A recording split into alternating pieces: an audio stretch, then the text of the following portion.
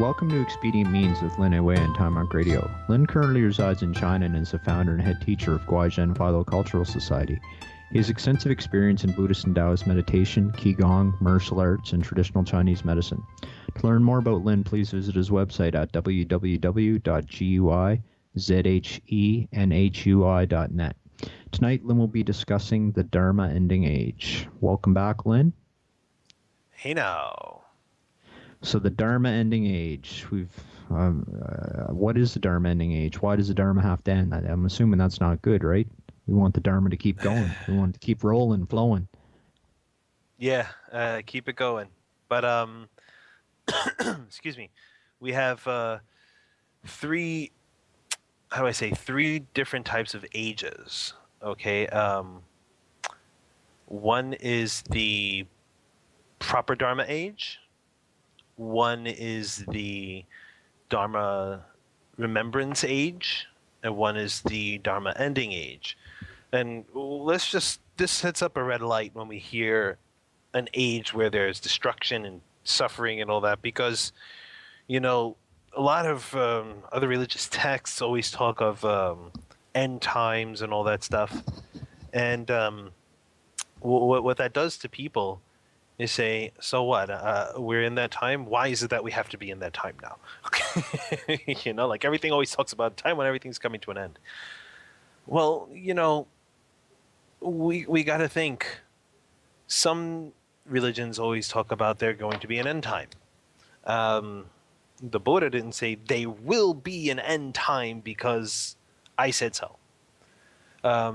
He said basically, okay, don't quote word for word, but the idea of him speaking was that because people are this way, this is going to happen. If people are not a certain way, then this thing will not happen. Okay, so the proper Dharma age is when the Buddha is in the world, and I believe it's about 500 years after he had entered Nirvana. And then it comes into the Dharma image age, or the Dharma remembrance age, where people are making statues and paintings, you know, where people are more focused on praising and worship in the sense that we know in the West than they are actual cultivation, getting right to the point, as when the Buddha was in the world and the Dharma is fresh, even after he entered Nirvana. Now, the Dharma ending age is when the Dharma semblance, or the remembering age, or the image age is over. It's about 500-year period, I believe. I could be wrong. Someone research and find out. I'm just giving you basic ideas. So after the Dharma image age is done, of course, it follows into our time period of the Dharma ending age, excuse me, but it's not as revered, it's not as strong, meaning people aren't going, wow, that's a great cultivator, and, you know, making sure that the statue is clean and all the proper etiquettes for that. What they're doing is, well, a piece of wood, you know, let's blow it up, or let's use it for a chair, you know, or smoke that thing up, you know. And then in the Dharma ending age, it gets a little funky. Go ahead. I was just going to say, almost symbolic of the Dharma ending age, it just, for whatever reason, brings to mind those ancient Buddhist statues in Afghanistan that the Taliban machine gunned to, you know, I mean, that right there almost I heard, yeah. Are you with us? Yeah. Okay, yeah. Okay. What I heard on that story was there were foreigners visiting the area or so, and they were concerned that the images of the Buddha on the mountaintop or in the mountain, wherever the situation was eroding, and they wanted to donate money to get it refurbished. And the government there at the time, or whomever was in charge of that area or something, said, wait a second, you want to invest money to clean up statues that are not breathing, they are not bleeding, they are not hungry, they are not starving, while my people, or the people in this land, are poor, hungry, dying, starving, suffering. You want to actually care more for something that doesn't actually need food, you know, than you would for other people. That's sick. That's idolatry, and we're going to destroy the whole entire project. So they machine gunned the whole thing, or one of, you know. Yeah, I'd never heard that part of it. I always just heard that, oh, the line we got in the West was that it was all against Islam and against the Quran to depict the divine. So we're just gonna blow it up because we're cultural If barbarians. so, yeah, if so, then the Muslim students I've had in the past would never have come to my school. They would have been totally offended when they seen pictures of the Buddha, or even heard recitation of the Buddha's name going on during class, a martial art class. So there's a problem with media in the West. Whatever sensationalist, whatever grasps people's distinct discriminating mind is used, and it's a good method to cause people to create more hatred and more anger. So on one hand, okay, someone wants to say, well, the whoever shot up the whole entire Buddhist statues out there or whatnot, they're wrong. They shouldn't do that. But then at the same time, one can argue, well, there's people who are hungry, right? Why not just invest in the infrastructure of the land? Why not, send food aid? Why not just care on that level to help the people? Maybe they wouldn't have destroyed the Buddhist statues. Maybe if you would have shown that if you are a Buddhist, in that case, quote unquote Buddhist, you care for people, then maybe the refurbishing of the statues would have been in honor of those kind of people. And it would have happened anyway. Who knows? You can't just say just because they're Islamic, just because they're Muslim, that they're going to go and hate every other quote unquote religion out there. You know? I don't know if anyone heard that. My virus has now been updated. My virus. Okay, I thought there's a woman whispering in your ear, maybe your wife or something. No, my virus thingy has been updated. Anywho, so the Dharma ending age is a time when cultivation of the principles the Buddha has taught are waning. It's the waning period when they get weaker. Signs of it are more wars, more famine, more destruction, more suffering. And yes, we are in that time, and yes, we have a lot more time to go with it. It's not at its highest peak. Everything has its yin and yang, and everything reaches its greatest effect and its lowest effect. So we are kind of in somewhere, not even in between, just the beginning periods of that. And beginning periods can last 200-300 years. It could last, 400 years as well. It doesn't mean it's just going to happen in 80 years. Once we hit the extreme, it'll probably be a sign that the opposite swing is going to take effect. The circles start spinning, right? Yeah, basically, after Shakyamuni Buddha, the next Buddha in waiting is Maitreya Buddha. And basically, when they say a Buddha in waiting, means that doesn't mean that he never can't come to our planet or to our world system to teach. Just means that the Dharma that Maitreya Buddha is going to speak is how do I say? It's the platform for it isn't ready on this planet yet. We still have Shakyamuni Buddha's Dharma on this planet still. So in the Dharma ending age, which is our time now, it's the proper teachings are waning. It's people are focusing more on greed, anger, ignorance, desire.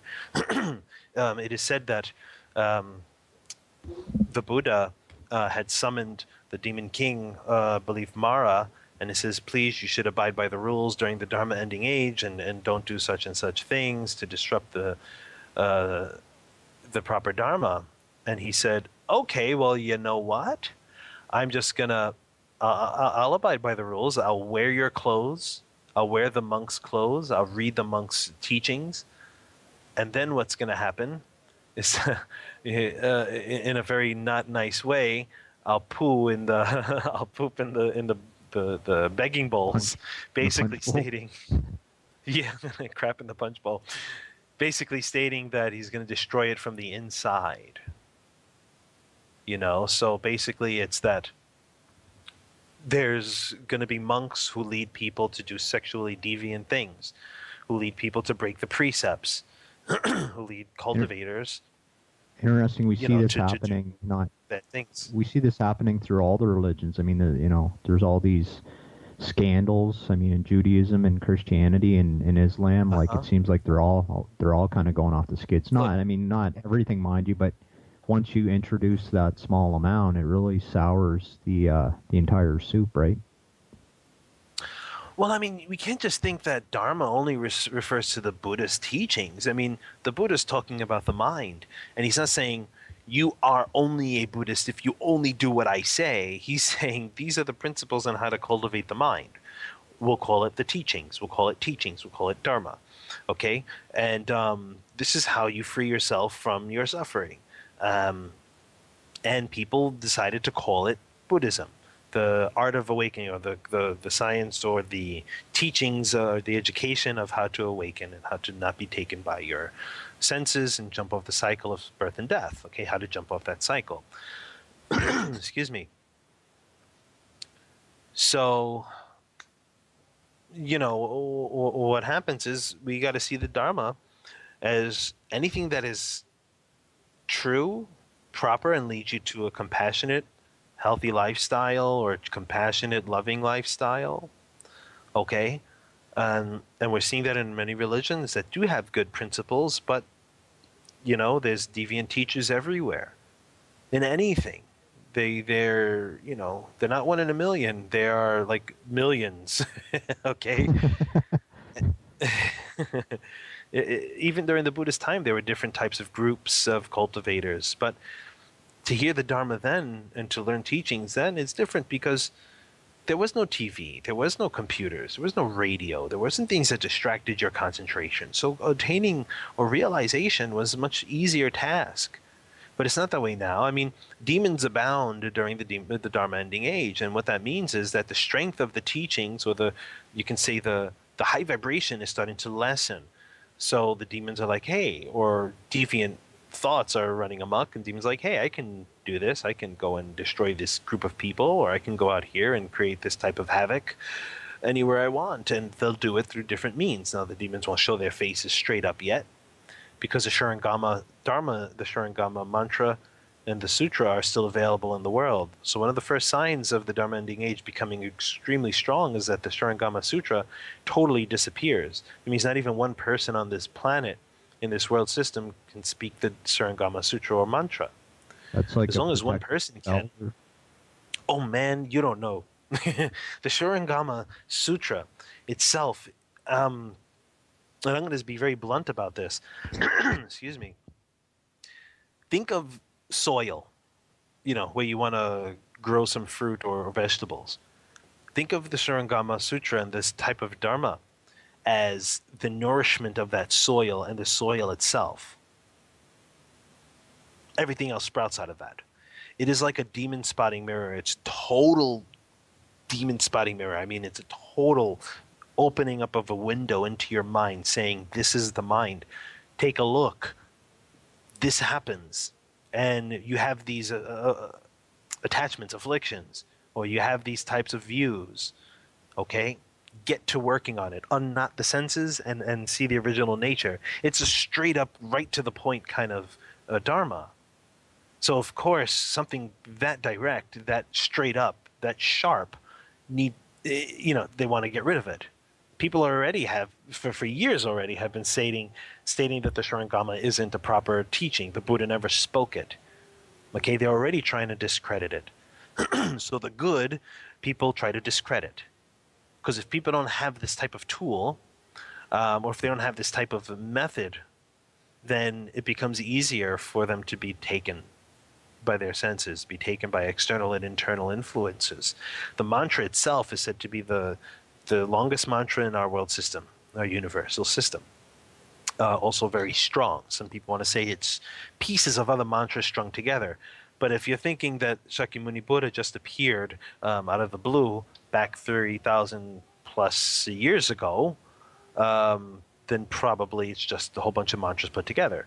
But that's not the case. The Shakyamuni Buddha has been around for a hell of a long time. It takes eons to become a Buddha. So he went through the rigmarole. He went through the whole entire deal. It could take someone 70,000 years or 80,000 years to become a Buddha. Who knows? So, and Shakyamuni wasn't the only Buddha in our world system, too. There were others. So how are they going to get rid of this? Well, they discredit it. They make people hate Buddhism more and more. They try to... Okay, one of the best teachings, and don't take this as a way to do it, I'm just, telling people, be careful, is having a teacher of the Buddha's say that they are the Buddha's teacher of the Buddha Dharma, and have sex. They try to make people have sex with each other. Try to have men have sex with men, women have sex with women, and vice versa, or have total full-out orgies with each other, saying that they're going to reach the highest tantra through these methods. This has happened in the 80s. I've had friends who have gone through such things, and some have contracted diseases because of those kind of teachings. It's not good. One of the first signs of this is breaking the precepts. When the Buddha spoke to Ananda, one of the things he said was keep the precepts as your teacher. So if a Buddhist monk, not layperson, now we're talking of monk because they are the holders of this Dharma to a degree, and lay cultivators can be. But monks who teach people to not worry too much on the precepts. If you take them, break them, it's okay. The Buddhas will forgive you, and whatever. And as long as you know how to control yourself, it's okay. You know, that's not good. One, it's strictly keep up to the precepts. If you're going to be in this University of Buddhism, we'll just call it that. Okay, and as a monk. Another one is you're grasping for money. So it's anyone who's given up to greed, anger, and ignorant behavior, and deviant desire and lust and whatnot. That's your red light to turn the corner, will stop and get out the car and run away. I've whole heard process. a lot of deep. Sorry, I think we had a bit of lag or something. No, I was gonna say I've heard deviant teachings where they say, you know, like in order to achieve forgiveness, we have to sin first, and you know, like just crazy teachings like that. Craziness. So you know, yeah, it's surely a sign. Definitely. I mean, some want to praise the idea of spiritual abilities, saying you must have these abilities, which mean you'll have great wisdom and all that, and that's not true. Some want to say if you can't reach certain bliss states, you can never get there, and have their students engage in bliss practices only for the mannerism of feeling the bliss states and be taken by the bliss states. You can't use these. These are expedients, but these expedients are only because, I mean, if one is using these states as expedients, and there's a foundation of specific precept taking, okay? Certain practices require certain foundation. You need prerequisites to take certain practices. So that's really that aspect. Hey, on the bright side, one of the things I've read about the Dharma ending age, or I guess it's also sometimes referred to as the Kali Yuga, is that when you do practice your meditations or whatever, they're 1,000 times more powerful than they would have been in the earlier stages. What do you make of that? I would say there's some truth to that, because temperament makes you stronger. You see, we say this. A demon can disrupt your meditation if your concentration is weak. The more you apply yourself to concentrating when you're having the disruption, the less there is a disruption. Thus, the stronger your concentration power. So the demons can help polish the pearl of wisdom. So they're not disturbers of your practice, they are enablers of your practice. That's why it would be stronger during this age, if you want to look at it in that sense. What about the another thing I've heard is that during the Kali Yuga or the Dharma ending age, time tends to speed up. What do you think of that? Well, I mean, I personally have experienced time going by like super fast daily. Well, just me personally. Really, time is perception based, and it's a construct of our mind. We created such a specific construct, and we rule ourselves by a specific construct. So thus, in this time period, a lot of constructs start to be dispersed or disrupted. No matter if they are to take control over us or not, they become disrupted. So the idea of time would also start to lose its hold on you. It doesn't mean that it's a great thing. It just means that's just what's happening. Some people think that not being stuck on the idea of time means that they are free from the cycles of birth and death, or that they're attaining some great and amazing state. when actually it's just a regular state of what's actually out there. So you can't get taken. That's why the 50 skandha demon states of the Shurangama Sutra are so important for cultivators of this day and age, because it's a total sort of shotgun, if you want to say it that way. It really helps you check yourself, and we need that during this time. Doesn't mean like in a year or so the world's coming to an end. The world is coming to an end for people all over the world. I mean, just the other day, we have one of the strongest typhoons hit the Philippines. For them, that's the end of the world. And for the people who have died, that's the end of their world for them. People think the end of the world is afterwards there's no entire life whatsoever. Who said that? It was assumed that way. Now, you know what happens when people assume, right? They make an ass out of you and me. ASSUME, right? So assumption is the killer of a lot of the situations out here. Go ahead. What about Yeah, what about something. the death wish that some people have, where they want to speed up the Dharma ending age, or they want to speed up the Kali Yuga age, or speed up Armageddon, in the hopes that it'll bring, Jesus or another golden age? Is that crazy thinking, false thinking? It is false thinking because you can't speed up something that has its own process. You can't make water boil in a minute unless you throw it in the microwave. Okay, all I'm saying is they want to speed up the end times so it can go by faster. It's not going to work that way, because end times are for anyone who experiences suffering. Anyone who experiences extreme suffering, minor suffering, any type of suffering, that's their age of ending. Okay, so for a person who has lots of money, a person who's living the life of luxury, and all that stuff, the world's not coming to an end for them. It's coming to an end for other people who don't have money. Why? Because they don't have enough money to buy food, don't have enough money to pay their rent or take care of their family. So they feel like they're in a major suffering, that everything's coming crashing down on them. It's all perception. Do you understand that?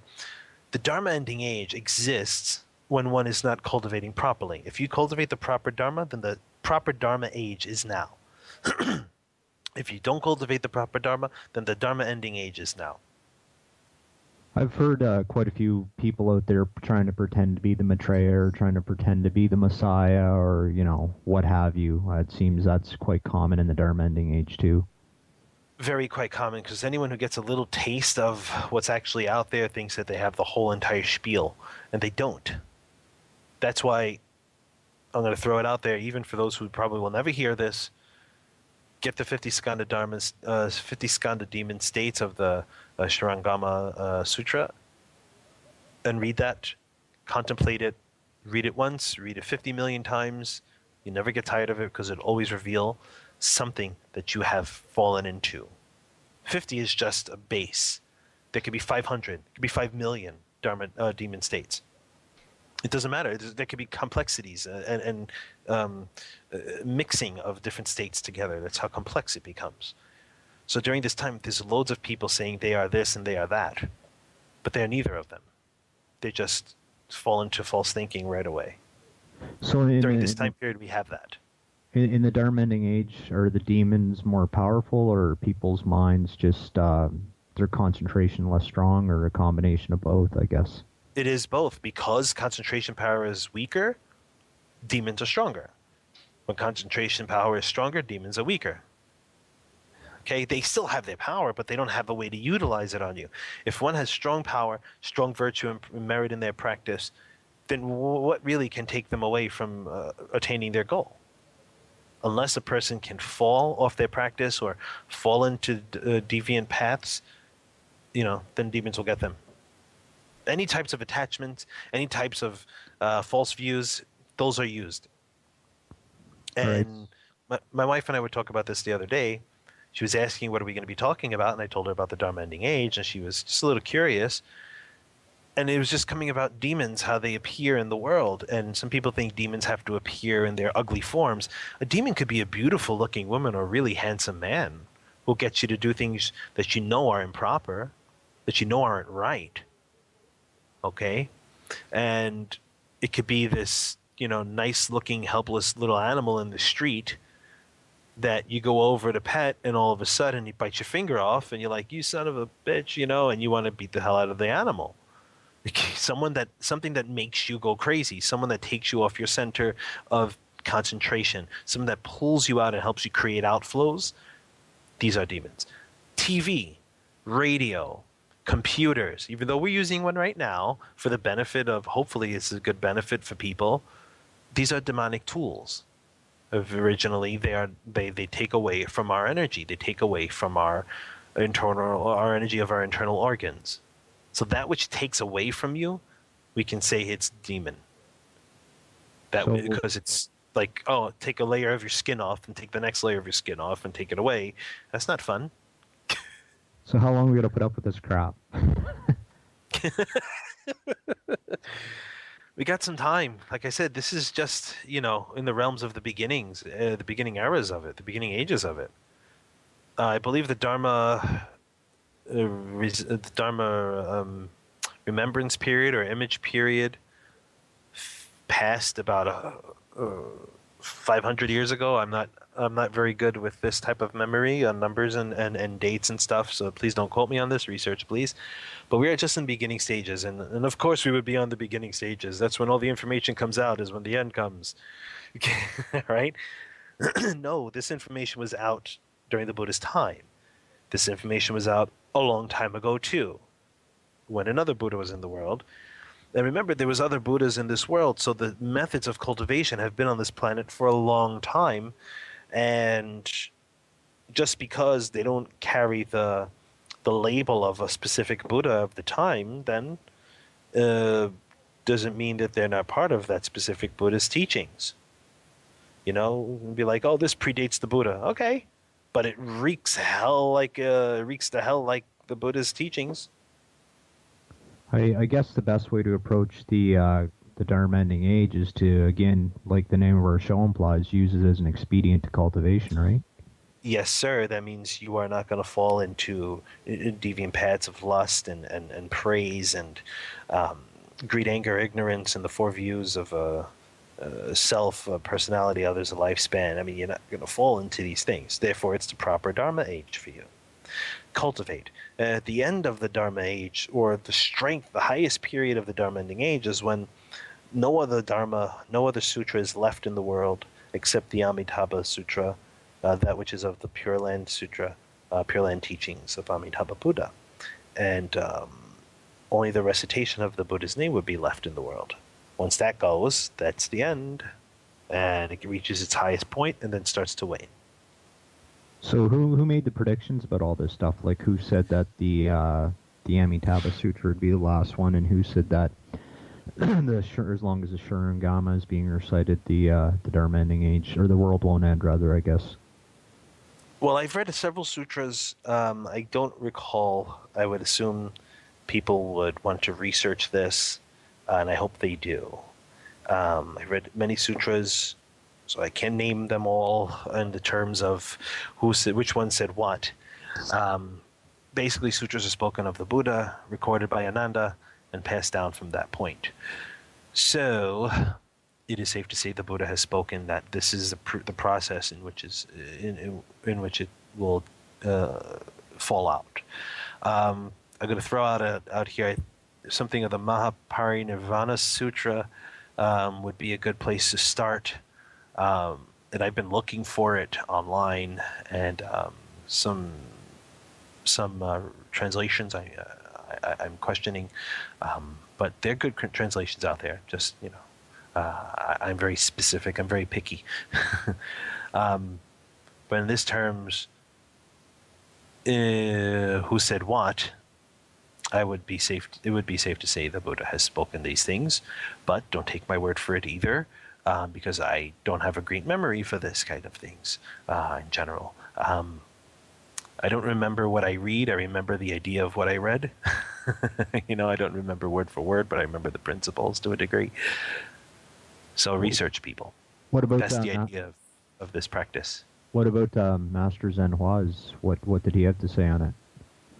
Well, his commentaries speak of this as well, saying that the Shurangama will disappear first, and it would be the one most people bash first and try to discredit, so people stay away from it. And eventually, once the Shurangama is no longer able to be recited, both sutra and mantra, and then mantra itself, then the demons start to show their true faces. So when that strength of the Shurangama Dharma weakens, then a lot of weird creatures start to show their face. You can take them to any extent you want. The tools of the demon kings and their disciples, they're stronger on the planet. More death, more destruction. And we always see that happening. I mean, there were wars in the old times too, in different parts of the world, in different parts of the countries. There was starvation and whatnot happening at all times throughout the world. But it's just that now that we're aware of it, we see that it is happening more and more. But we do see a truth that a lot more problems are happening at a much more rapid pace. What about nowadays. What about Maitreya Buddha? What could you speak a little bit about Maitreya? Maitreya Buddha.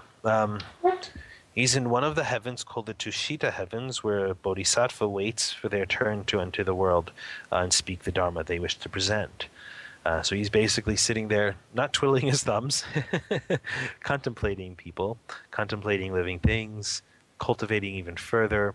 And he appears in this world here and there, doing things and teaching people. Maitreya Buddha had cultivated the conscious-only school, which I cannot speak on fully because I have just recently been directed to Maitreya Buddha's methods in the conscious-only school. So I would not dare to speak on anything like that. But what I have read before through Master Xuanhua's commentaries is that during Maitreya Buddha's time here in our world system, it would be where people's blood would be turned white. It wouldn't be red anymore. Our time is the red period, so our blood is red. During his period would be the white period. So people would have white blood. It's a purity period. You could say it's the beginning periods of people's right mind and cultivation. So it's like starting up a whole new entire cycle and era, and then all of a sudden it'll have its high time, and then it'll go through its Dharma ending age too. So do you think people, again, here's another theory I see thrown out there from time to time, but that we chose to incarnate in this particular age? It's not that there's a choice, it's because of what we have done. Or conditions, I guess. That causes us, right, that causes us to be born in the ages that we're born. It takes a lot of great merit and blessings to be reborn in a time period of the Buddhas. So the Buddha left different types of methods out there for us to cultivate with, so we can be reborn in a time period when the Buddhas are in the world, or be reborn in a Buddha's Pure Land, so we can have the teachings there all the times. Oh, I think we're having some call quality issues here. I think. Oh. Getting some drops from time to time. Okay, interesting. So basically, what we need to really take a look at during this time of, well, for this talk and for this age, this type of period here, is that there is suffering in the world. There is a way to end suffering, and we have to cultivate that way. Whether you are cultivating any type of religious practice out there, understand that there's conditions in the world that need compassion, that need to be fixed. We do that by example. We do that by example through compassion, humaneness. That's really what's going to string people together if they want to transform this time of period of suffering, whether you call it Dharma ending age or the end times. Okay, if you want to transform that into something better, then do it with compassion. So, I guess, I don't know, like, what else is there? I mean, meditation obviously is going to help too. Meditation, there's a saying, 9 out of 10 people who practice Chan, strictly only Chan, no recitation of the Buddha's name, no other method, only Chan, 9 fail, 1 succeed. Those who practice the Pure Land method of recitation of the Buddha's name, 10 practice, 10 succeed. Yeah. The So. reason why is because it takes a lot of concentration power to actually keep your mind from being thrown into any type of direction due to what's in the mind itself. And because we have loads of stimulus now in the world, music, entertainment, other forms of entertainment, computer, TV, movies, cars, clothing, fashion, all these things that can clutter the mind. Because it's out there, it's very difficult to keep yourself focused. So the Some Pure people can't Land go though, 2 seconds, without looking at their phone for Facebook. it just seems like some of the interpretations of Pure Land just seem like it's a free ride or something. I don't know. I mean, just repeating a name without any concentration or any. That's the problem. The Pure Land method, we should have a show just on Pure Land method, but we'll speak about it now because during this time period, it's a very, very, very, very great method. The Pure Land method is not just recite the Buddha's name and all your troubles are gone. No, you have to have a standard. There's a foundation of practice, vows, practice, and faith. Faith in the Buddhist teachings. Vows you make to yourself so you don't fall off the path or you don't fall into demonic practice. And practice meaning you actually apply yourself to practicing. You have to change your views, your habits, your actions, everything of body, mouth, and mind. You have to change these habits. You can't go to the Buddhist Pure Land, just saying Amitabha's name once. I said Namo Amitabha Buddha. I just killed like 5 people. Namo Amitabha Buddha. Oh, boom. Then you go into Pure Land. No, it doesn't work that way. I always use this analogy that you're not going to let a pedophile, who just came out of jail, go to work in a kindergarten. It's not going to work that way, So Amitabha Buddha is like, well, you just committed murder and you say my name. You're not even sincere about it. You still have this karma here. You can't get anywhere. You have to actually practice. You can't just go around spewing the Buddha's name out of your mouth.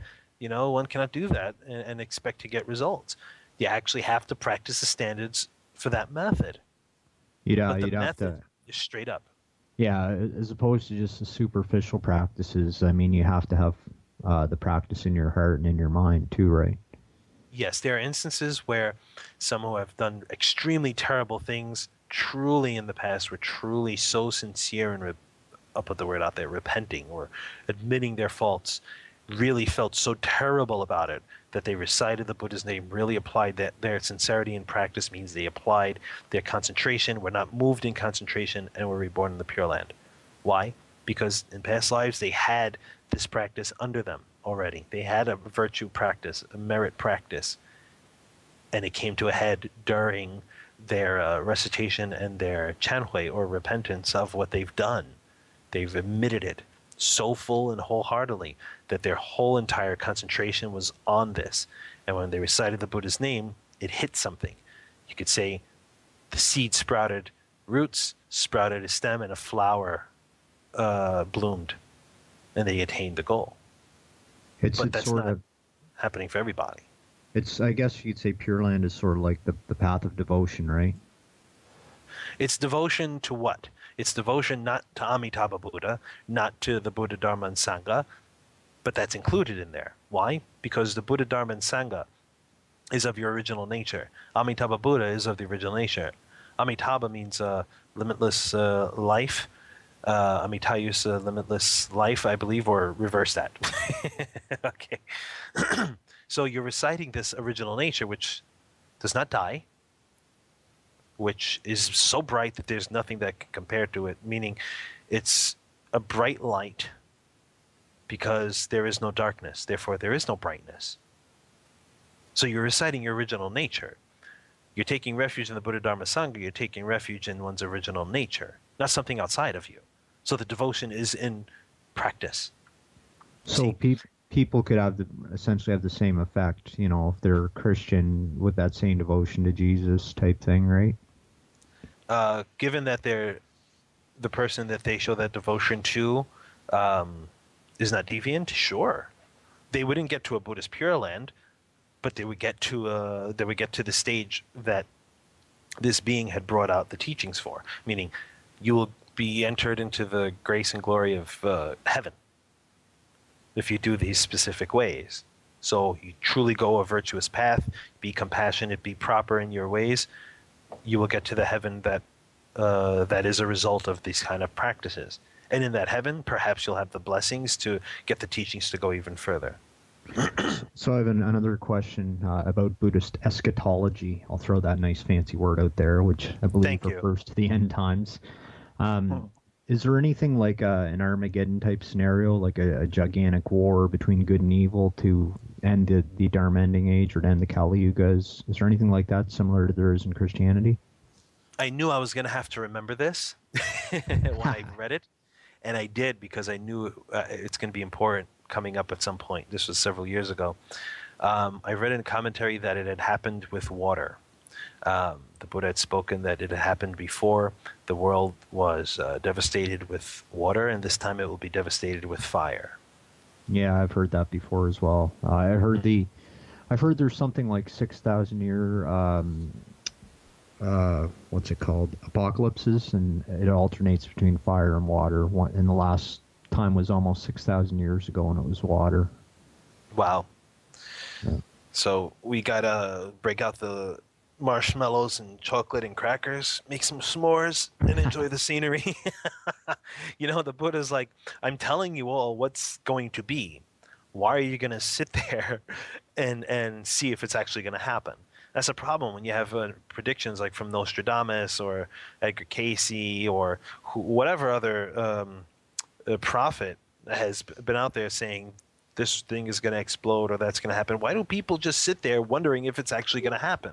If someone tells me my house is going to explode tomorrow, I'm going to try to figure out what the hell is going on. How is it actually going to be that way? And let me try not to let that happen. And let me not get caught in it. So, one, I'm going to get my family out. Two, I'm going to try to investigate as to how is that actually going to be possible? And how do I change it? I'm not going to sit there going, really? Oh my God. Let me tell my wife and kids, and we'll sit there twiddling our thumbs wondering, that didn't happen. Oh, wait, it's going to happen. No, it is going to happen. No, let's just sit there and wait. And you know what? Screw everything. Let's just burn all our money and then, that's the hell with it. And then it doesn't happen. Yeah. Or then it does happen. And like, oh, shit, they were right. I mean, really, if I'm sitting in a tornado country, if I live in a tornado country where tornadoes are constantly happening, every year my house gets wrecked by a tornado, and then every year I just build it right back up again, something wrong. I guess you could say, though, like, couldn't you say that the danger of that, though, is attaching to outcomes? You're trying to do too much to try and avoid it. That can be bad in itself, too, can it? Yeah, I'm not saying avoid it at all, but avoidance is not the cure. It's not the answer. Investigate, why is it going to be like this? I mean, if we're getting told there's going to be death and destruction around the corner, years down the line, well, what are we doing that enables such an outcome to manifest? What lifestyle do we have? But no one thinks that it's a lifestyle. No one thinks it's their thoughts and their behavior. But it is. What happens in our world is because of what happens in our mind. These things are interlinked because there was nothing separating them before. Everything is a reflection of our mind because, truthfully, there's nothing reflecting. So it's all in our mind. The world is made of the mind alone here. I'm quoting the Buddha's teachings here, or the Buddha, one of the phrases the Buddha had spoken. Whatever we think manifests. No matter how long it takes, it manifests. Maybe the guy who made the paperclip, he thought it, he made it. Okay? We make our problems. We can end our problems if we just cut out greed. Then anger will disappear. Because there's nothing to be greedy about. Therefore, what are you getting angry about? I guess. But people are like, oh, maybe I just won't be greedy for shoes, and I'll be greedy for something else. No, it's just greed itself. We can end a lot of problems with the danger is people can look at it, I guess, and say, oh, well, this is too big. It's beyond me. There's nothing I can do. They can become apathetic and just say, well, if I can't beat them, join them. But that's enabling it. But they say, oh, well, one person can't really change the world. One person can't really make a dent. So what? If that's actually true, so what? You can't make a dent, so you're just going to go out and be like everything else. Why? Why not live the exact life you're looking for? Like, oh, well, I can't change. I don't want to change. I'm too old for this stuff and whatever. Or I'm too set in my ways, or I don't believe in that nonsense. But the fact is, everyone looks for a better life, but they still do the things that they do. why not be the way you want your life to be like? Be the change you want to see in the world, right? Yeah, thank you, Gandhi. You know, I mean, so, people are like, oh, people can't change, or when you do change a little bit, it's like this big, entire, very obvious thing, and people make fun of you for it. It's like, oh, for God forbid, excuse me, I'm not taking the Lord's name in vain, you know, um, but oh my God, like, what is it? A person can't change themselves and want to live a different lifestyle, want to live a different way of being. Why is it such, you know, why is it such a terrible thing that someone decides, oh, maybe they want to be vegetarian, then everyone just makes fun of them? And it shows the maturity of the people in this world. If you want to be vegetarian, who cares? Go and be vegetarian. Who cares what science this and that science says? That what makes your life happy. That's what makes you empower your good nature. Go ahead and do it. Totally random thought here, but have you heard Arnold Schwarzenegger's latest missive, where he says, Oh no. "Oh, you hit like a vegetarian." Oh jeez. That's just playing on everyone's stereotype of vegetarians being weak. But remind people, Shaolin monks, if you really want to look at it, were vegetarian, and they were strong as hell. They were very strong. I wouldn't want to be hit by one of those guys. Vegetarian cultivators in general, since we're on the topics of cultivation, can live a very, very long time, healthy. I don't know where the hell these people are getting these mixed up notions from about vegetarians having health problems. Maybe they're not doing it right. Maybe they have too much on their plate, not actual physical plate. But I mean, maybe they're just stressing themselves out too much, giving in to different types of, what's the word here? Stimulations. Stimulations. And then what happens? You waste your energy. So no matter what you eat, you're still going to be unhealthy. Remember, you can be happy as hell eating a piece of grass and still live great, or be really depressed and eat all the meat you want and eat all the nutrition you think you're getting and still get sick. Why? It's the mind that makes things be. We empower it that way. Well, I know I'm not supposed to think this way, but the Dharma ending age still sucks. It does. But you know what? Like I said before, if you're being a good person to yourself, meaning you're changing habits of body, mouth, and mind. You're adjusting these things.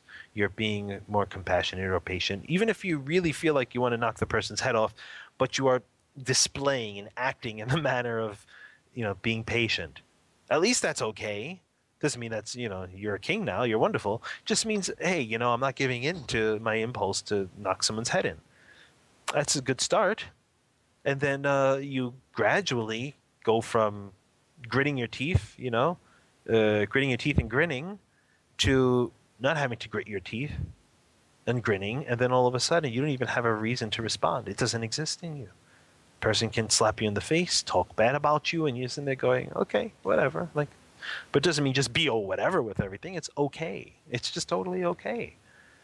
Why? Because there's no seed. There's nothing in you that is stimulated by what is supposed, quote unquote, outside of you.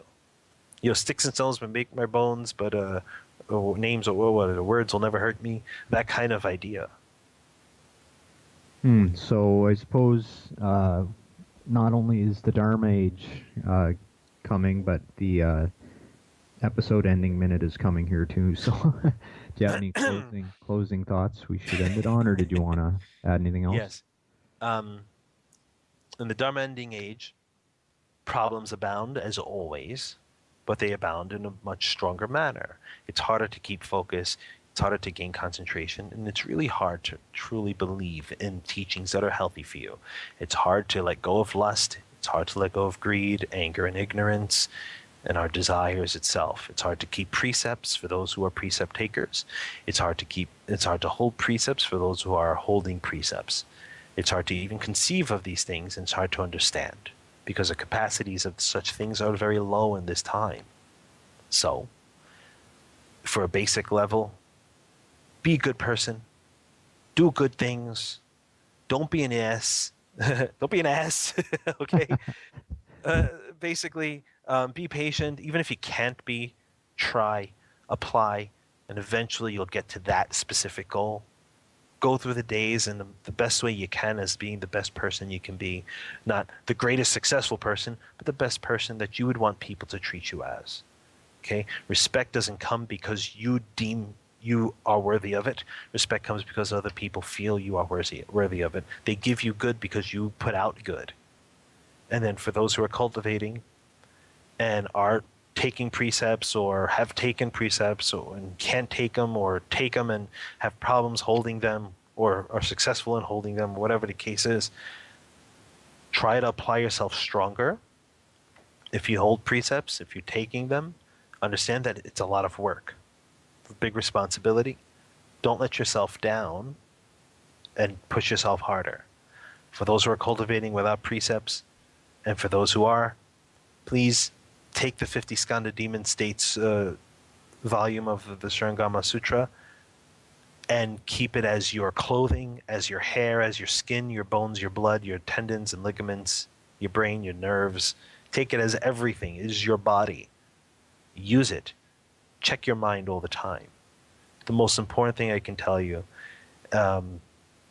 is hold the Shurangama Sutra's teachings very close. Memorize the mantra and keep yourself focused in cultivation. That's all I can say. Very good. Well, thanks everyone for listening to Expedient Means with Lin Wei on Time on Radio. Please be sure to join us next week as Lin will be continuing his commentary on the Tao Te Ching, chapters 61 through 70. And to quote Lin Wei, don't be an ass. Oh, jeez. Thanks, Lin. Thank you.